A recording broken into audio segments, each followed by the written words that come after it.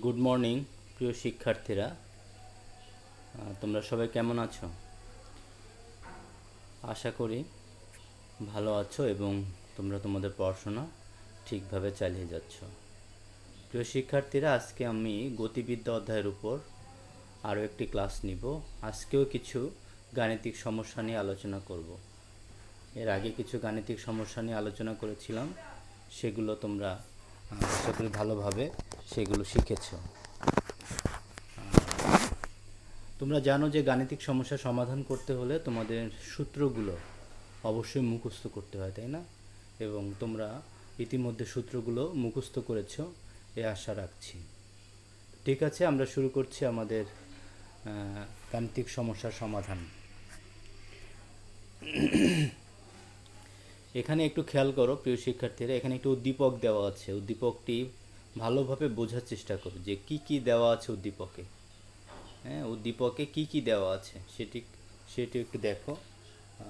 এখানে শুরুতে একটা কোণ দেওয়া আছে, তাই না? একটা কোণের মান দেওয়া আছে 60 ডিগ্রি। আর কি দেওয়া আছে? আর একটা বেগ দেওয়া আছে, আদি বেগ ভি নট ইকুয়াল টু এত, এই দেওয়া আছে, তাই না? আর কিছু দেওয়া নেই। তাহলে প্রশ্নটি কি হয়? এই উদ্দীপকটি দিয়ে দুইটা প্রশ্ন থাকবে, এই দুইটি প্রশ্নের উত্তর আমাদের করতে হবে। তো একটু দেখি কি প্রশ্ন আছে। প্রথমে বলছে যে প্রাসটির অনুভূমিক পাল্লা নির্ণয় করো। প্রাসটির অনুভূমিক পাল্লা নির্ণয় করো। তো তোমরা কি জানো যে অনুভূমিক পাল্লাকে কি দিয়ে প্রকাশ করা হয়? অনুভূমিক পাল্লাকে আর দ্বারা প্রকাশ করা হয়, তাই না? অনুভূমিক পাল্লা আর, এই আর এর মানটা নির্ণয় করতে হবে। তো শুরুতে আমাদের যে জিনিসগুলো বলছিলাম কি দেওয়া আছে, শুরুতে আমাদের দেওয়া ছিল বেগ, আদি বেগ v naught equal to 30 degree, নিক্ষেপণ কোণ theta naught equal to 60 degree. এই দুইটা জিনিসই দেওয়া ছিল। আর অভিকর্ষ ত্বরণের মান আমরা জানি। এখন তোমরা যদি অনুভূমিক পাল্লার সূত্রটা জানো, তাহলে কিন্তু অঙ্কটা করা খুবই সহজ হয়ে যাবে তোমাদের জন্য। শুধু সূত্রটা বসাবে এবং সেখানে মানগুলো বসালেই অঙ্কটি হয়ে যাবে। এখানে কোনো ধরনের চিন্তা ভাবনা কিছুই করা লাগবে না, অর্থাৎ উচ্চতর দক্ষতার পার্ট এখানে নেই। এটা সরাসরি প্রয়োগের প্রশ্ন, তাই না? তো তোমরা একটু মনে করার চেষ্টা করো যে অনুভূমিক পাল্লাটি কী হবে। হ্যাঁ, আচ্ছা ঠিক আছে, আমি লিখতেছি অনুভূমিক পাল্লার সূত্রটি। তো আমরা জানি অনুভূমিক পাল্লা আর ইকুয়াল টু কী জানি? V naught square sine 2 theta naught by g. এটি হলো অনুভূমিক পাল্লার সূত্র, তাই না? তো এখানে ভি নটের মান তোমার কত দেওয়া আছে একটু দেখো। ভি নটের মান কত দেওয়া আছে, থিটা নটের মান কত দেওয়া আছে, হ্যাঁ, এই মানগুলো বসাতে হবে। ঠিক আছে, যেমন ভি নটের মান দেওয়া আছে 30 স্কোয়ার, তাই না? 30 স্কোয়ার ইন্টু সাইন ব্র্যাকেট 2 গুণ থিটা নট কত 60 ডিগ্রি। ঠিক আছে, আর নিচে হচ্ছে 9.8। তো এইভাবে অঙ্কটি করলে অঙ্কটি হয়ে যাবে। জাস্ট ক্যালকুলেটরে চাপ দিয়ে মানগুলো বের করতে হবে। খুবই সহজ একটি অঙ্ক, তাই না? তো তোমরা নিজেরা আগে সূত্রটি মুখস্থ করো। যদি মুখস্থ না থাকে, অনুভূমিক পাল্লার সূত্রটি আগে মুখস্থ করো, তারপরে অঙ্কটি করবে। প্রত্যেকটা উদ্দীপকে বা প্রত্যেকটা অঙ্কের ক্ষেত্রে যে সূত্রগুলো লাগে সেগুলো আগে ভালোভাবে মুখস্থ করে নিবে। এই অঙ্কটি আমি আবার স্লাইডে করে দিয়েছি, সেখানেও একটু দেখো যে আমরা জানি অনুভূমিক পাল্লা আর ইকুয়াল টু এটা। অনুভূমিক পাল্লা আর এর সূত্র, এখানে মানগুলো বসানো হয়েছে। সাইন 2 থিটা নট, এখানে মান আসছে কত 79.53 মিটার। সুতরাং প্রাসটির অনুভূমিক পাল্লা 79.53 মিটার। উত্তর প্রাসটির অনুভূমিক পাল্লা এত, তাই না? খুব সহজ একটা অঙ্ক, চমৎকার একটি অঙ্ক। হ্যাঁ, আমাদের অনুভূমিক পাল্লা, সর্বাধিক উচ্চতা, এই অঙ্কগুলোই পরীক্ষায় বেশি আসে।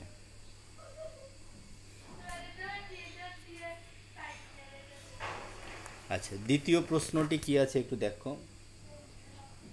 প্রাসটির নিক্ষেপণ বিন্দু এক্স অক্ষ বরাবর 20 মিটার দূরে, যেখান থেকে নিক্ষেপ করা হলো প্রাসটা, এই নিক্ষেপণ বিন্দু থেকে 20 মিটার দূরে 25 মিটার একটি উঁচু দেওয়াল অতিক্রম করতে পারবে কি? গাণিতিক বিশ্লেষণের মাধ্যমে ব্যাখ্যা করো। তাহলে আমার এইভাবে ব্রাশটা গিয়ে পড়লো, আমার এখানে একটা দেওয়াল আছে, তাই না? সেই দেওয়ালটার উচ্চতা কত? 25 মিটার। হ্যাঁ, আর কতটুকু দূরে এখান থেকে এটুকু দূরত্ব হচ্ছে কত? 20 মিটার দূরে। 20 মিটার দূরে দেওয়ালটি। তো বলছে এই দেওয়ালটি অতিক্রম করতে পারবে কি না। তো কীভাবে আমরা অঙ্কটি করার চেষ্টা করব, একটু মনে করার চেষ্টা করব। আমরা যদি এখানে উচ্চতাটা বের করি, যে কত উপর দিয়ে যায়, কত উপর দিয়ে যায়, সেই উচ্চতাটা যদি দেওয়ালের উচ্চতা থেকে বেশি হয় তাহলে দেওয়ালটিকে অতিক্রম করতে পারবে। আর যদি উচ্চতা দেওয়ালের উচ্চতা থেকে কম হয় তাহলে কিন্তু দেওয়ালটিকে অতিক্রম করতে পারবে না। এখানে মানে খুবই অঙ্কটি দুইটি সূত্র দিয়েও করা যায়, আবার একটি সূত্র দিয়েও করা যায়, তাই না? আমরা এক্সের সূত্র দিয়ে আগে টি বের করে তারপরে যদি ওয়াইয়ের সূত্রে টি এর মানটা বসাই তাহলে অঙ্কটি হয়ে যাবে, অথবা সরাসরি ওয়াইয়ের যে সূত্র আছে টি ছাড়া সেটাতে বসালেও হবে। ঠিক আছে, তো আমি অঙ্কটি দুইটি সূত্র দিয়ে করব, কারণ এর আগে এই ধরনের অঙ্ক করেছি, সেখানে একটি সূত্র ব্যবহার করেছি। তো দুইটি সূত্র দিয়েও কীভাবে করা যায় সেটিও একটু শিখে রাখো। শুরুতে দেওয়া আছে, লিখলাম অনুভূমিক দূরত্ব এক্স 20 মিটার, এই যে এখানে 20 মিটার যেটা অনুভূমিক দূরত্ব এক্স 20 মিটার, আদিবেগ v naught equal to 30 ms inversion, উদ্দীপকে ইয়াতে দেওয়া ছিল চিত্রে, নিক্ষেপণ কোণ চিত্রে 60 ডিগ্রি দেওয়া ছিল, অভিকর্ষ ত্বরণ এত। তাহলে আমাকে আগে বের করতে হবে টি এর মানটা। তো আমরা এক্সের একটা সূত্র জানি, তোমরা না জানলে একটু জেনে নাও। এক্স ইকুয়াল টু জানি v naught cos theta naught into t. এই সূত্রটা কি তোমাদের জানা আছে? আচ্ছা, জানা না থাকলে এই সূত্রটি জেনে নাও। এখান থেকে আমরা এক্স এর মান বের করব, সরি টি এর মান বের করব। তো টি ইকুয়াল টু কী হবে? উপরে যাবে কি এক্স, নিচে আসবে কি V naught cos theta naught. তো এখানে টি এর যদি আমি এক্স এর মান বসাই আর ভি নটের মান থিটা নটের মান বসাই তাহলে এখানে যে মানটি পাবো সেই মানটি দিয়ে আমরা অন্য আরেকটি সূত্রে সেই মানটি বসাবো, তাই না? তাহলে এই সূত্রটা তোমাদেরকে মুখস্থ করতে হবে, ভেরি ভেরি ইম্পর্ট্যান্ট একটি সূত্র। ঠিক আছে, আমি অঙ্কটি একটু করেছি, একটু দেখো। যে আমরা জানি x equal to v naught sine cos theta naught into t, বা টি ইকুয়াল টু এটা, টি ইকুয়াল টু 1.33 সেকেন্ড আসছে। তার মানে এই সময়, এই যে সময়, এই সময় দেওয়ালটি মানে প্রাসটি কত উপরে যায় সেটি আমাদেরকে বের করতে হবে, তাই না? তাহলে আমরা উচ্চতা বের করার আগেই বলেছি দুইটি সূত্র আছে। কি কি সূত্র আছে? আমি দুইটা সূত্রই লিখব। একটা সূত্র আছে y equal to x tan theta naught minus g x square two v naught square cos square theta naught, cos square theta naught. তো এই সূত্রটি দিয়ে করলে আমার টি লাগবে না, তাই না? আর যদি আমরা টি এর সূত্র দিয়ে করি তাহলে যে সূত্রটি হবে, এটি একটু ভালো করে দেখো। এই সূত্র দিয়ে করলে একবারে করা যাবে, তোমরা একবারে চাইলে একবারেও করতে পারবে। আমি সূত্রটি লিখে দিলাম, কিন্তু আমরা এই অঙ্কটি যে সূত্র এখানে ব্যবহার করার চেষ্টা করছি সেটি কি একটু দেখো। আমরা জানি y equal to v naught sine theta not T minus half G T square. হ্যাঁ, এই সূত্রে আমরা টি এর মানটি বসিয়ে ওয়াই এর মানটি বের করব, তাই না? তো এখানে ভি নটের মান কত ছিল তোমার মনে আছে, তাই না? 30 সাইন 60 ডিগ্রি ইন্টু টি কত 1.33 সেকেন্ড, তারপরে মাইনাস হাফ জি এর মান কত 9.8 ইন্টু টি স্কোয়ার, তার মানে কত 1.33 স্কোয়ার। এভাবে মানটি বসালে কি হবে? আমরা উত্তর পেয়ে যাব। তো এটা আমি এখানে জাস্ট লিখে তোমাদেরকে বোঝানোর চেষ্টা করলাম। আমি এটা স্লাইডে করেছি, একটু দেখো। যে ধরি টি ইকুয়াল টু 1.33 সেকেন্ড সময় উলম্ব দূরত্ব ওয়াই। আমরা জানি y equal to v naught sine theta naught into t minus half g t square, তাই না? বা ওয়াই ইকুয়াল টু, এটাকে মানগুলো বসিয়ে দিয়েছি, মানগুলো বসানোর পরে কত আসছে? Y equal to 25.89 metre. তোমাদের মনে আছে যে দেওয়ালটির উচ্চতা কত ছিল? 25 মিটার ছিল। দেওয়ালটির উচ্চতা ছিল 25 মিটার। তাহলে এখানে যে উচ্চতা, প্রাসের যে উচ্চতা, সেটি দেওয়ালের উপর দিয়ে যাবে, অর্থাৎ যেহেতু ওয়াই গ্রেটার দেন 25 মিটার, সেহেতু প্রাসটি দেওয়ালটিকে অতিক্রম করতে পারবে। সুন্দর একটি অঙ্ক, তাই না? তাহলে অঙ্কটি তোমরা দুইটা সূত্র দিয়ে করলে এইভাবে করবে, আর একটা সূত্র দিয়ে করলে ডাইরেক্ট ওয়াইয়ের সূত্র লিখবে।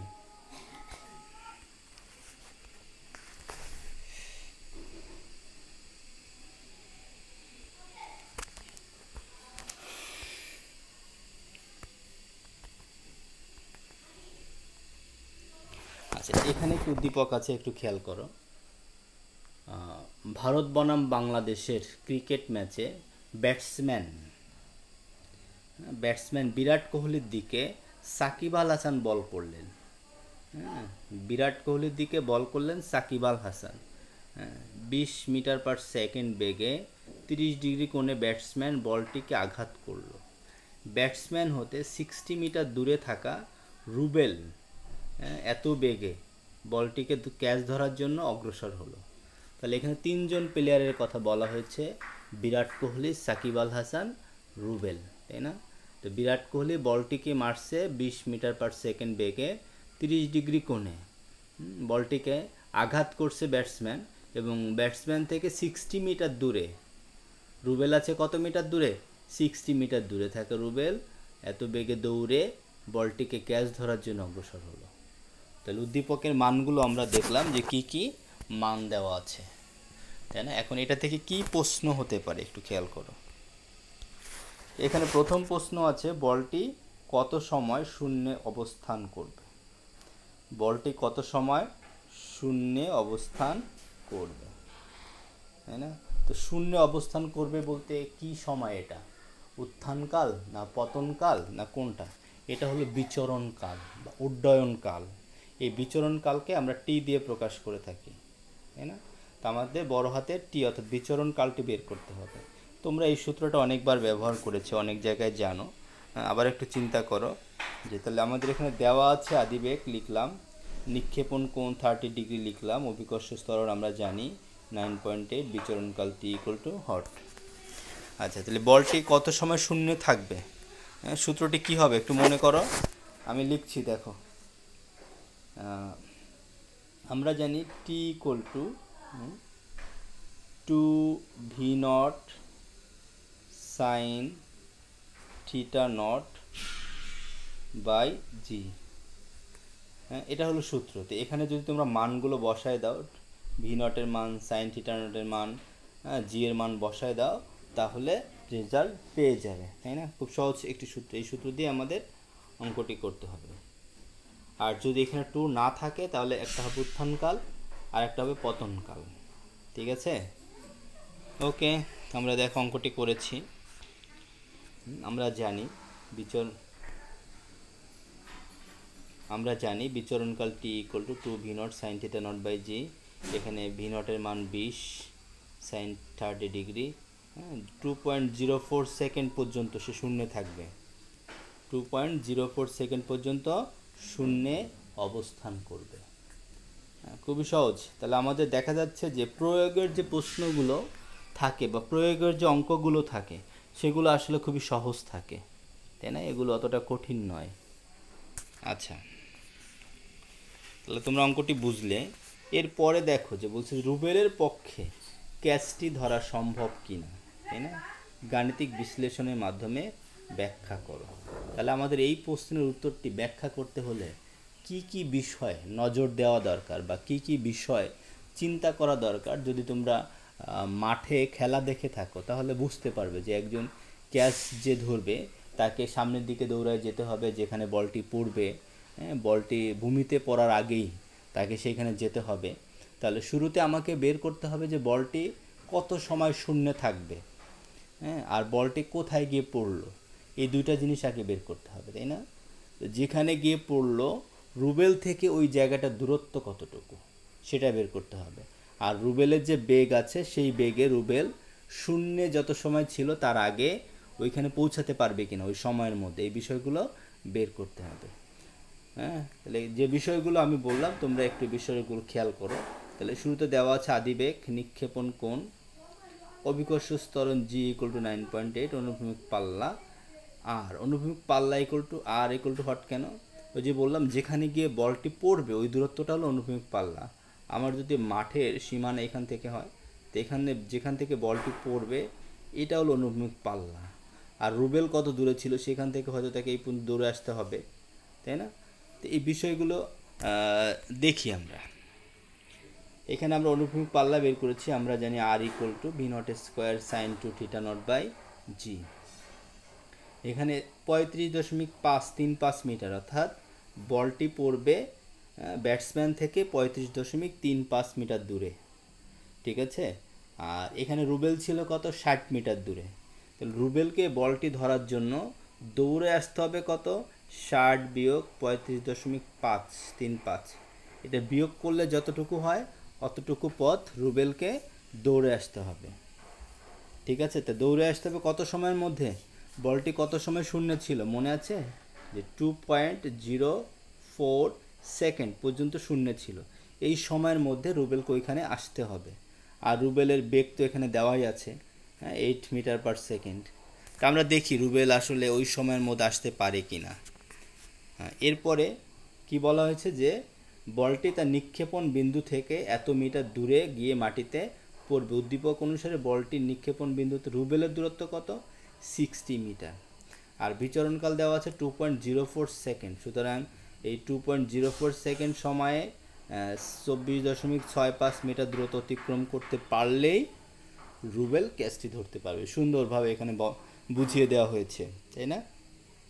আচ্ছা, তাহলে দেখি যে রুবেলের যে বেগ আছে সেই বেগে যদি আসে তাহলে এত মিটার আসতে তার কত সময় লাগে। 24.65 মিটার রুবেলকে দৌড়ে আসতে হবে, তাহলে তার আসতে কতটুকু সময় লাগে এটা আমাদের আগে বের করতে হবে। আমরা যে বেগের সূত্র জানি, কি জানি, যে এস ইকুয়াল টু ভিটি, আমরা এই সূত্রটা জানি, তাই না? তো এখান দিয়ে রুবেলের সময়টা বের করি আমরা। আচ্ছা, এখন রুবেলের ক্ষেত্রে দূরত্ব এস ইকুয়াল টু ভিটি বা এত মিটার, এখানে দূরত্ব রুবেল যদি ওই বেগে ওই সময় শূন্যে যতটুকু ছিল ওই সময় পর্যন্ত দৌড়ায় তাহলে সে আসতে পারবে 16.32 মিটার, হ্যাঁ, যা রুবেল থেকে, আর বলটি পড়েছে তার থেকে অনেক দূরে, অতএব রুবেলের পক্ষে ক্যাচ ধরা সম্ভব নয়। আবার যদি অন্যভাবে করি আমরা, সেটা কিভাবে হতে পারে, যে আমরা এখান থেকে টিটা বের করলাম, যে বা টি ইকুয়াল টু কত হবে, এস বাই ভি।